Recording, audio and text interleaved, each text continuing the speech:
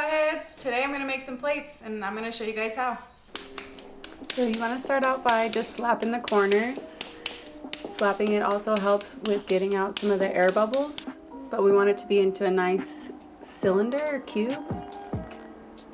And then we're just going to hit it onto the middle, slap it down on there, get our water and sponge. I'm pushing away from myself with my backhand as I'm pushing down with my top hand. This is helping me center it. And still pushing down as I push away evenly. I'm going to kind of push down and then push up a little bit before I start to cone up. When I'm starting to cone up, I'm going to grab both my hands together and squeeze the clay up. I'm going to push my thumbs kind of on the top and get it nice and centered. Pushing it back down to center it again. And then I'm going to cone up just a little bit more to keep on getting the air bubbles out. Keep on going, sliding it up, and then we'll push it all the way back down to help center it. Looks like a cone, and that's why we call it coning up. We're going to push it down and have it nice and centered, keeping it wet because the friction will prevent us from sliding our hands through. I like to lean all the way over onto it so that I can use my body as most of the weight and not have to use more of my arm muscles. I also like to push my elbow into my hip so that I can use my hip instead of my arms. Then as I'm pushing all the way down, I'm going to drag it all the way out, making it nice and smooth and even. I'm going to make sure that it has about an inch of room left over so that I can have enough room for the lip.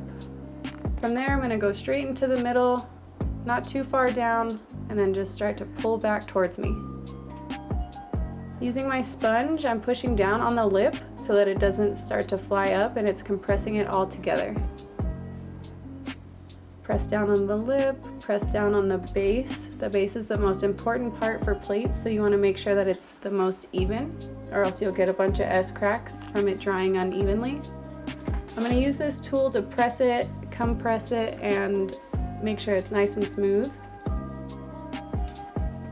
Then I go all the way to the outside for the walls, and I'm going to pull them all the way up rather than out. I lean over so that I can see and I'm not blinded by anything. Pull it all the way up and then compress the lip. Keep it wet, and then soon we're going to get our tool and pull it back down. I have my right hand on the underneath part to guide it and my left hand with the tool to push it on top. Get our sponge and clean it all off. Get that excess water out. Get our cutoff wire, push our thumbs down onto the bat. Let the wheel spin around a little bit. Pull it back towards me so it has a nice even cut. And then our plate is done. Look at her all shiny and whatnot. Looking cute, nice and flat. Just gotta trim it and she'll be done. Thank you guys for coming in. I hope you guys learned something about how to throw plates. Let me know in the comments if you have any questions or comments, or if you want to see anything done. Just message me down below. Make sure you like and subscribe and follow along on all the other platforms. Bye guys!